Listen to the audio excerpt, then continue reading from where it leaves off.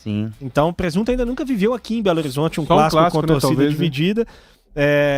Porque o último foi em 2022, a gente teve um em 2017 e um em 2013, ou seja, nos últimos 13 anos, 3 vezes só, que a gente teve clássicos com torcidas divididas, né? Em 2013 foi na reabertura do Mineirão, depois da reforma, 2017 foi um clássico da Primeira Liga e 2022 a final do Campeonato Mineiro com jogo único. Então assim, a gente tem vivido isso muito pouco, pra gente que é de uma geração mais antiga, que viveu e conviveu várias vezes com os clássicos com a torcida dividida. De fato, domingo vai ser um dia muito especial. Agora, ô Presunto, você esteve no jogo no final de semana, queria que você falasse um pouco dessa vitória do Cruzeiro diante do Pouso Alegre por 1-0. Foi suficiente? Foi boa a atuação? Foi ruim? Ficou devendo? Ficou satisfatório? Faltou fazer gol mais uma vez? O que você achou? Só pra complementar, o último jogo com torcida dividida aqui foi Palmeiras e São Paulo, né? Dos paulistas. Exatamente. Na Supercopa. Cara, vamos lá. Em relação ao jogo, óbvio que a gente esperava que o Cruzeiro fizesse mais gols. É evidente que eu esperava que o Cruzeiro fizesse mais gols. Mas eu lembro que o nosso Adroaldo, quase leal, ele tinha trazido a informação no programa de sexta-feira que o Cruzeiro precisava de 14 chutes pra fazer um gol. Isso. Certo? O Cruzeiro precisou de 19 pra fazer um gol nesse jogo. Então é uma equipe que tá produzindo muito. Tá finalizando, tá criando chances, tem volume de jogo. A defesa me parece cada vez mais segura. Aquela transição ajustada, que era um time que não sofria contra-ataques, que a gente via como característica do time do ano passado. Eu acho que o Cruzeiro tá se aproximando disso nesse ano. O meio de campo tá encaixadinho. Eu gosto de como o Cruzeiro joga, de verdade. A partida contra o Pouso Alegre, faltou o detalhe, que é finalizar melhor um pouquinho. E não dá pra gente tirar o mérito do goleiro do... Pousão. O Rafa Cortez, né? Do CQC. Não dá pra... Ou o Paulo César Borges também. Não dá base do Cruzeiro, inclusive. Não dá pra tirar o mérito do goleiro do Pouso Alegre. O cara agarrou pra caramba. Ele pegou um monte de bola difícil. Então tem mérito da parte dele. O Cruzeiro criou chances, o Cruzeiro teve volume de jogo. Gostei da postura em campo.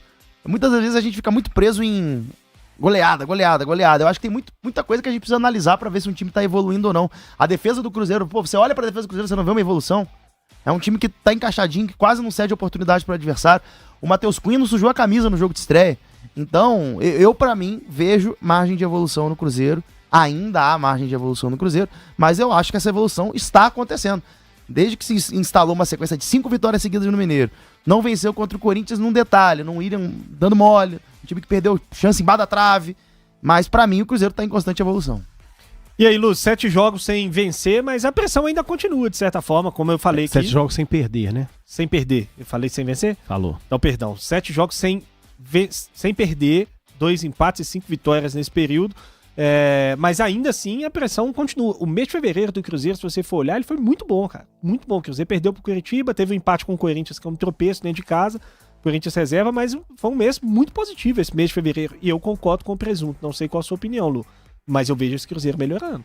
O Cruzeiro evolui, ainda longe da maneira que a gente espera. A gente espera um time que teve a manutenção da base do ano passado. Contratação de um jogador como o Gerson, a gente espera um time muito acima do que está jogando. Isso é um fato. Mas o que tem me irritado no Cruzeiro é essa situação de criar muitas chances. Pior é se não criasse, lógico. Mas o Cruzeiro precisa matar os jogos e parar de flertar com o perigo. O Cruzeiro... Falta um capricho, né, Lu? Falta aquele capricho. O goleiro foi bem? Foi. Mas o lance que o Christian, por exemplo, dentro da área, isolou, ali é o jogador. Não dá. O que eu venho falando sempre é que o treinador, ele prepara uma equipe para ter uma transição, para criar jogadas, mas último passe, finalização, já não é o treinador, gente. Ali é a qualidade do jogador, é a escolha do jogador. Então, se o Cruzeiro tem um volume de jogo hoje, é o treinador que tá ajudando nisso. Mas, se o jogador erra vários gols na cara do gol, se o jogador entrega uma bola igual ele entregou contra o Corinthians, aí já não é o treinador.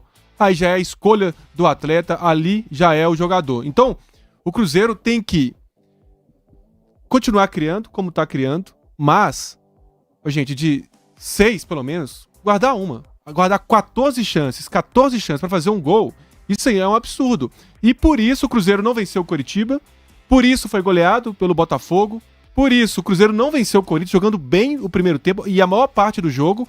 Tem que aprender a matar o jogo, porque ficar flertando com perigo o tempo todo, a situação no Campeonato Brasileiro não é boa.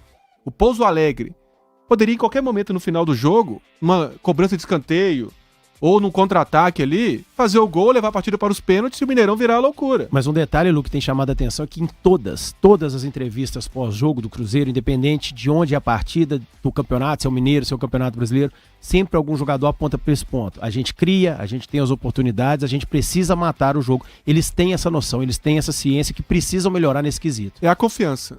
A gente sabe que você tá ali jogando bola, peladinha. A gente tá lá pressionando, e o gol não sai, vai ficando nervoso. Nunca passei por isso. Vai ficando nervoso, já várias vezes. E aí, o jogador tá ali, pressionando, a bola não entra, bate na trave, o goleiro defende, passa raspando.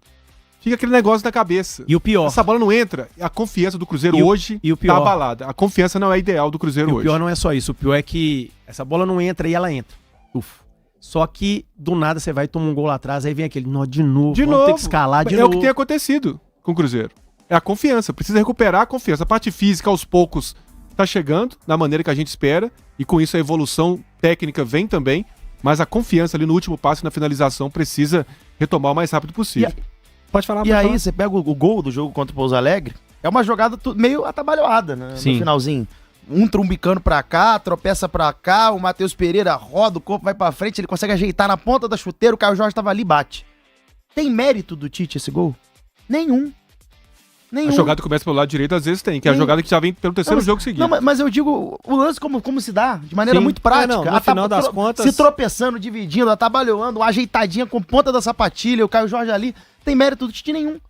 Então não tem demérito as outras 18 não entrarem, não é culpa do Tite. O torcedor tem que ser minimamente coerente. Se não é graças ao Tite que aquele lance aconteceu, não pode ser graças a ele que os outros não aconteceram. O time chutou 12 vezes de dentro da área. Mas essa má vontade com o Tite, a gente acompanha até no nosso pré-jogo, no sábado, a Mabi conversando com os torcedores, aí ela perguntou, cara, tem que tirar o Tite, a culpa é do Tite. E ela falou justamente isso, mas o jogador errou lá cara a cara com o goleiro. Não interessa, não quero saber, a culpa é do Tite, entendeu? Então, já virou algo crônico, já tem ele essa má vontade. Ele já chegou com a culpa assim. do Tite. Existe também, às vezes, algumas coisas que a gente sente, até por parte de alguns companheiros, que o negócio é pessoal, entendeu? Então, ele vai ter que ir quebrando aí, tentar quebrar isso, né, com resultados. E a gente tá